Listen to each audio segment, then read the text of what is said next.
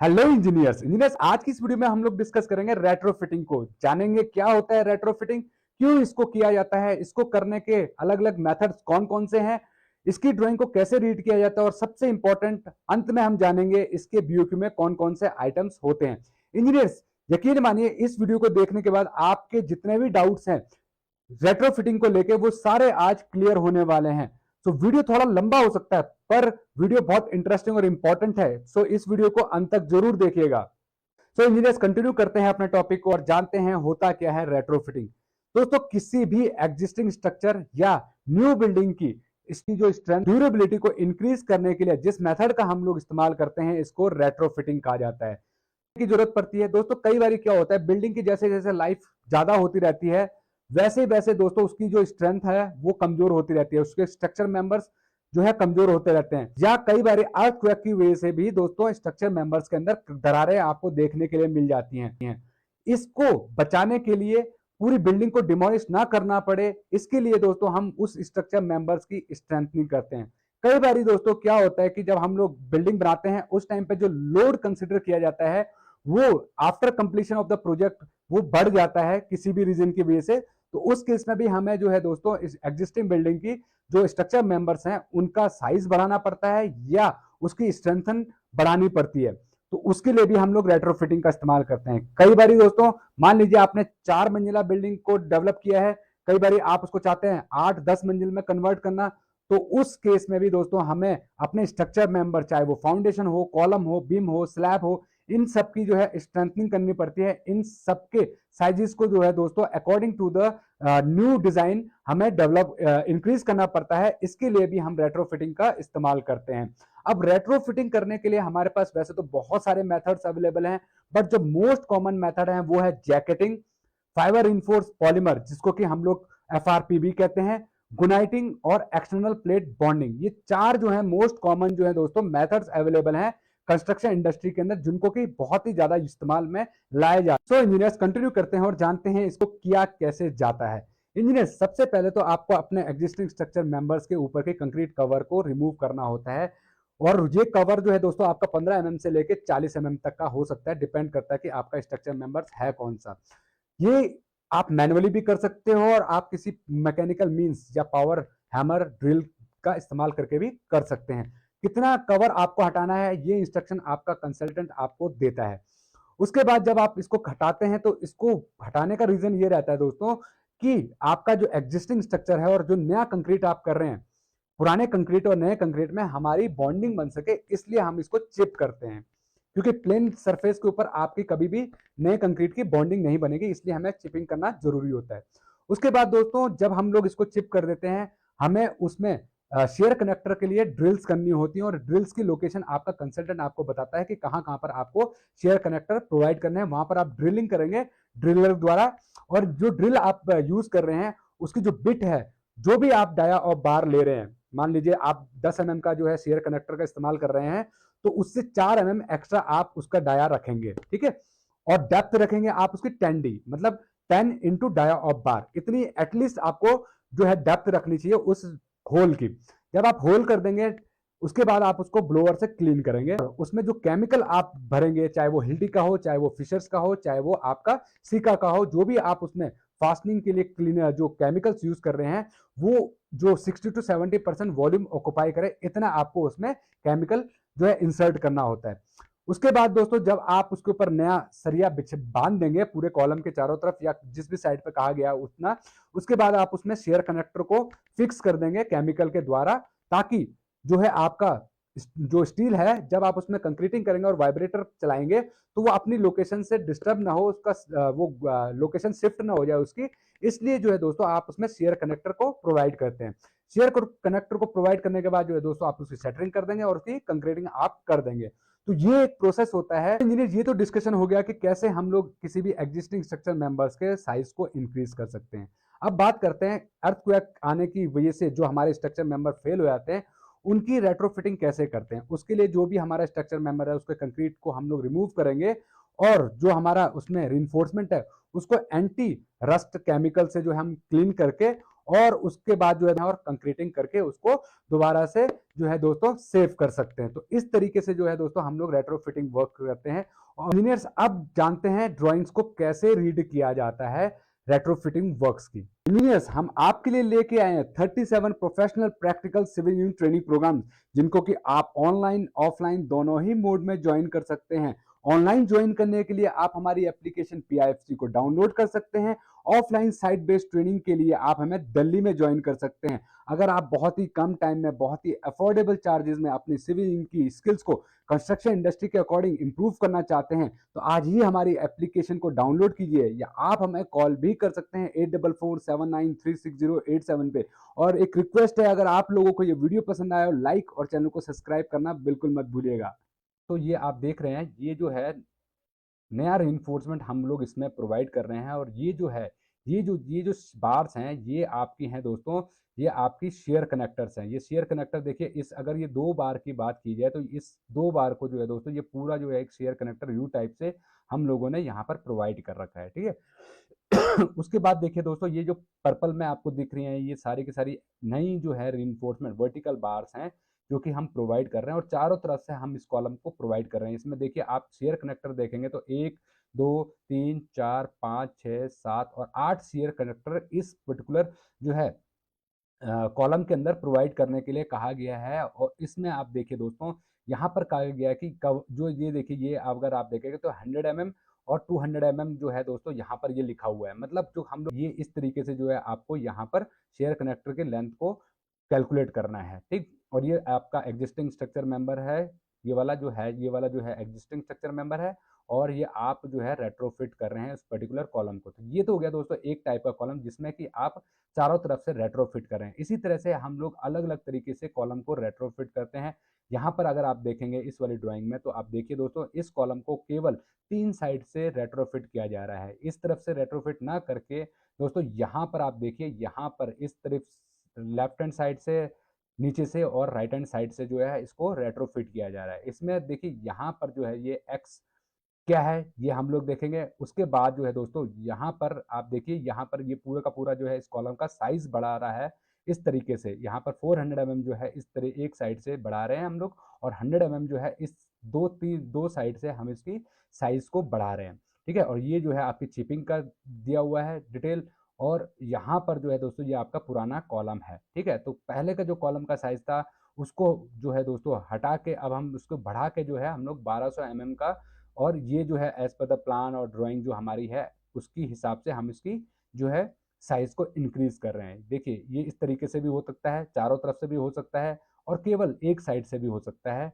देखिए यहाँ पर आप देखेंगे तो यहाँ पर केवल एक साइड से जो है दोस्तों हमारे कॉलम का साइज इंक्रीज किया जा रहा है, ठीक है। उसमें पिछले वाले में देखा होगा आपने 2 साइड 3 साइड से हो रहा था, बट इसमें क्या है, इसमें केवल 2 साइड से ही, एक साइड से ही हम लोग कॉलम का साइज जो है इंक्रीज कर रहे हैं, ठीक।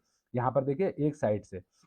और यहाँ पर भी अगर आप देखेंगे ये शेयर कनेक्टर यहाँ पर लगा रखे हैं हम लोगों ने कि एग्जिस्टिंग स्ट्रक्चर मेंबर्स में किसी भी तरह से जो स्ट्रक्चर मेंबर्स है, तो जो नया रिइंफोर्समेंट हम डाल रहे हैं वो किसी भी तरह से जब हम कंक्रीट करेंगे उसके वाइब्रेटर चलाएंगे तो वो डिस्टर्ब ना हो, अपनी लोकेशन से हटे ना, इसके लिए हम लोग जो है दोस्तों शेयर कनेक्टर का इस्तेमाल करते हैं, ताकि वो एग्जिस्टिंग कॉलम से एकदम से जो है उसकी बॉन्डिंग हो जाए, इसलिए हम लोग शेयर कनेक्टर का इस्तेमाल करते हैं, ठीक है। ये तो हो गया एक साइड का। अब आप देखिए दोस्तों, यहाँ पर जो है आप देखेंगे तो आगे चलते हैं। दूसरी, ये तो हो गए दोस्तों वो वाले कॉलम जिन पे हम लोग जैकेटिंग कर रहे हैं, ठीक है। ये कौन सी है, ये जैकेटिंग टाइप की है, ठीक है। ये जैकेटिंग कर रहे हैं हम लोग कॉलम की 1 साइड से, चारों साइड से, 3 साइड से, कई जगह पे 2 साइड से भी आपको मिलेगा, केवल 2 साइड से कर रहे होंगे। तो इस तरीके से जो है कॉलम कंक्रीट जैकेटिंग की जाती है। उसके बाद दोस्तों आप देखेंगे यहाँ पर जो हमने एक और चीज डिस्कस की थी, एमएस प्लेट की जैकेटिंग, ठीक है। एमएस प्लेट जैकेटिंग जो है आपको मैं दिखाता हूँ उसकी भी ड्राइंग को। ये देखिए यहाँ पर जो है एमएस प्लेट की जैकेटिंग कर रखी है, ठीक है। अब एमएस प्लेट की जैकेटिंग कैसे की जाती है दोस्तों, ये आप देखिए कॉलम, ये आपका एग्जिस्टिंग स्ट्रक्चर मेंबर्स है, ठीक। उसको जो है दोस्तों आप एमएस प्लेट लगा देंगे इस तरीके से, जो है उसको सरफेस पे जो है एमएस प्लेट लगाई जाएगी, और उसको एंड फास्टनर से जो है दोस्तों हम लोग उसको वो जो है फिक्स कर देंगे। With the help of mechanical fastener जो है दोस्तों हम उसको फिक्स कर देंगे कॉलम के ऊपर, ठीक है। अब देखिए दोस्तों, उसमें ऊपर से और नीचे से भी जो है दोस्तों, नीचे से हम लोग जो है इस तरीके से यहाँ पर एमएस प्लेट जो है एल बना के फिक्स कर देते हैं। ठीक है, एमएस प्लेट का एल बना के ऊपर से भी और नीचे से भी हम उसको फिक्स कर देते हैं ताकि वो हिले नहीं अपनी जगह से, और उसके ऊपर जो है प्लास्टर टाइप से जो है वो भी आप करके उसको फिक्स कर सकते हैं। ठीक है, तो इस तरीके से जो है दोस्तों ये आपका क्या है, ये आपकी एमएस प्लेट की जैकेटिंग है। ठीक है, एमएस प्लेट की हम क्या करें दोस्तों, एमएस प्लेट की जैकेटिंग, इसमें देखिए आप 12 mm की थिक एमएस प्लेट है, यूज कर सकते हैं। डिपेंड करता है कि आपका स्ट्रक्चरल मेंबर क्या कह रहा है। नेक्स्ट दोस्तों गुनाइटिंग जब हम करते हैं, गुनाइटिंग करने का तरीका क्या है दोस्तों, यहाँ पे लिखा हुआ है अप्लाई 35 mm थिक गुनाइटिंग। ठीक है, उसके ऊपर जो है एमएस प्लेट के ऊपर यहाँ पर अलग से कहा गया है कि एमएस प्लेट के ऊपर आपको गुनाइटिंग करनी है। ठीक, तो ये देखिए दोस्तों यहाँ पर जो है आपकी एमएस प्लेट फिक्स कर रखी है और उसके ऊपर जो है 35 mm की आपको इस तरीके से जो है गुनाइटिंग यहाँ पर करनी है। ये देखिए, ये जो दिखा रहा है ग्रे कलर में, ये आपकी गुनाइटिंग हो रखी है चारों तरफ से कॉलम की। ठीक, उसके बाद देखिए दोस्तों जब आप वो हम लोग भी कहते हैं, उसमें क्या होता है दोस्तों, उसमें फाइबर की जो एक फिल्म चलाई जाती है, फाइबर मैश होती है, उसको हम लोग करते हैं और उसके ऊपर जो है गुनाइटिंग को कर देते हैं। तो इस तरीके से भी हम लोग जो है अपने कॉलम को और अदर स्ट्रक्चर मेंबर्स को स्ट्रेंथन कर सकते हैं। सो इंजीनियर्स कंटिन्यू करते हैं और जानते हैं बीओक्यू में रेट्रोफिटिंग वर्क्स के कौन कौन से आइटम्स इंक्लूड्स होते हैं। सो इंजीनियर्स ये हमारे पास एक रेट्रोफिट वर्क का बीओक्यू है। इसमें अगर आप देखेंगे तो सबसे पहले आप देखें यहाँ पर लिखा हुआ है चिपिंग ऑफ कंक्रीट मैनुअली और विद पावर ड्रिवन हिल्टी, या कोई भी मैकेनिकल जो है दोस्तों हम लोग चीजल का इस्तेमाल कर सकते हैं। और इसको मैक्सिमम जो है इंजीनियर इंचार्ज 20 mm तक हमें इसको करना होता है। अब ये आपका जो है दोस्तों स्ट्रक्चरल डिजाइनर कंसल्टेंट बता सकता है कि कितना जो है हम इसको चिप करना है। ठीक है, पहला तो आइटम हो गया हमारा चिपिंग का। दूसरा हो गया दोस्तों, दूसरा भी आइटम हमारा चिपिंग का ही है जिसको कि 20 से 40 तक की चिपिंग के लिए कहा गया है। नेक्स्ट क्या है दोस्तों, माइक्रो कंक्रीटिंग। माइक्रो कंक्रीटिंग जो है दोस्तों ये बहुत कॉस्टली कॉस्टली जो है हमारा मटेरियल होता है, बट इसको भी हम लोग यूज करते हैं कंक्रीटिंग के अंदर अपने रेट्रोफिट वर्क्स में। नेक्स्ट है दोस्तों सेटरिंग का आइटम होता है हमारा, कॉलम्स का और शेयर वॉल का और फाउंड फुटिंग का जो है दोस्तों हमें अगर शेटरिंग करना पड़े स्ट्रेंथिंग करने के लिए रेट्रोफिट वर्क के अंदर वो करते हैं। फिर यहाँ पर रीबारिंग। अब रीबारिंग क्या है दोस्तों, रीबारिंग है हमारा जो रीवायरिंग हम लोग यहाँ पर जो है डेफिनेशन रीवायरिंग की है दोस्तों, जो भी हम लोग ये शेयर कनेक्टर कर रहे हैं ना, इसको करने को, इस प्रोसेस को करने को रीवायरिंग कहा जाता है। जैसे कि हमने बताया था कि सबसे पहले जो है कॉलम में जो है दोस्तों चिप किया जाता है, उसके बाद जो है हम लोग एज पर द ड्राइंग जो है, जैसे आपने अभी देखा ड्राइंग में कहीं जो है पर्टिकुलर लोकेशन के ऊपर ड्रिलिंग के लिए कहा गया होता है कि कहाँ कहाँ पर आपको ड्रिल करना है, उसके हिसाब से हम टेंडी के हिसाब से जो है अपने ड्रिलिंग करते हैं। उसके बाद जो है दोस्तों उसके अंदर जो है हम लोग क्या करते हैं, हिल्टी या फिर फिशर का या फिर आपका सिका का जो है जो केमिकल है उसको हम लोग इंसर्ट करते हैं और उसके बाद उसमें हम लोग शेयर कनेक्टर लगाते हैं। तो इंजीनियर्स इसी चीज को यहाँ पर रीबारिंग कहा गया है। तो यहाँ पर अगर आप पढ़ेंगे तो introducing new reinforcement bars for structure connections in RCC, जैसे कि हमने बताया।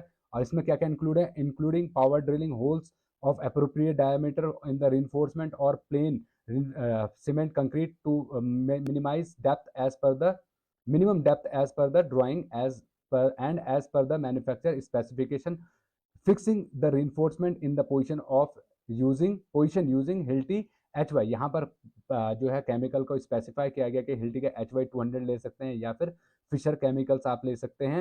रेट जो है आपका इंक्लूड रहेगा। तो इस तरीके से जो है दोस्तों हम लोग क्या करते हैं, यहाँ पर आपको जो है रीबारिंग करना होता है। अब यहाँ पर लिखा हुआ है कि अगर आप रीबारिंग कर रहे हैं 12 mm डाया की बार है आपकी तो 250 mm करना है, 16 mm की बार है तो आपको 350 mm की डेप्थ पे तक जाना है, 200 mm की अगर 20 mm की जो बार है उसको 400 की डेप्थ तक जाना है।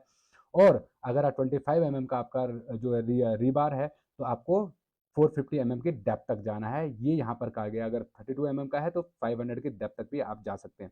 उसके बाद यहाँ पर कहा गया दोस्तों fixing providing and fixing reinforcement FE 500 का, मतलब जो हम लोग स्टील यूज कर रहे हैं तो वो यहाँ पर कहा गया है 500 FE का यूज करना है आपको। नेक्स्ट है दोस्तों applying epoxy bonding on quote bonding on chipping portion. अब क्या होता है दोस्तों कि हमें जो है जब हमारे पास एग्जिस्टिंग चक्र है, जब आप उसकी कंक्रीटिंग कर रहे हैं तो उससे पहले जो है आपको वहां पर इपॉक्सी केमिकल का इस्तेमाल करना होता है वो, ताकि वो जो है नए और पुराने स्ट्रक्चर जो मेंबर्स हम लोग कंस्ट्रक्ट कर रहे हैं उनमें बॉन्डिंग क्रिएट कर सके। तो यहाँ पर जो है इपॉक्सी केमिकल का भी इस्तेमाल किया जाता है बॉन्डिंग को करने के लिए, ठीक है। तो यहाँ पर यही कहा गया कि आपको इपॉक्सी का इस्तेमाल करना है, इपॉक्सी केमिकल वहाँ पर यूज़ करना है, ठीक है। नेक्स्ट क्या है यहाँ पर डिसमेंटलिंग का, अगर मान लीजिए वही डिसमेंटलिंग का आइटम है कोई, अगर कहीं पे वो हो तो फिर है ग्लास फाइबर। ग्लास फाइबर जैसा कि हमने बात किया था कि ग्लास फाइबर ग्रैपिंग जो है वो भी एक हमारा मेथड होता है। तो यहाँ पर देखिए designing providing and applying external single layer of glass fibre 900 GSM on the surface of beams slabs and column with the following application. कैसे करना है दोस्तों?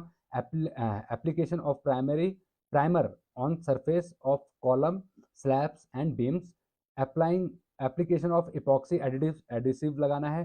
फिर उसके ऊपर जो है दोस्तों application of glass fibre sheets 900 GSM की in one layer as per the design in accordance with the manufacture, applying application of second coat of epoxy लगाना है। द रेट, अब 2 कोट लगाने हैं हमें इपॉक्सी के, ठीक है। नेक्स्ट क्या है दोस्तों? Flexural strengthening by applying single layer of carbon fibre. GSM जो है 350 मेक्स ऑफ बीएसएफ का, ये एक जो है दोस्तों तरीका है जिससे कि हम लोग रेट्रोफिटिंग वर्क्स को करते हैं। उसके बाद जो है दोस्तों यहाँ पर हमारे को कहा गया है स्टील प्लेट को यूज़ करने के लिए, जैसे हमने पढ़ा था ड्राइंग को रीड करते हुए 12 mm की जो है हमें थिकनेस की स्टील प्लेट यूज़ करनी है। यहाँ पर उसमें जो कौन कौन से आइटम इंक्लूड है, insert plates of any size and thickness, वो मेट्रिक टन में उसका क्वांटिटी आएगा।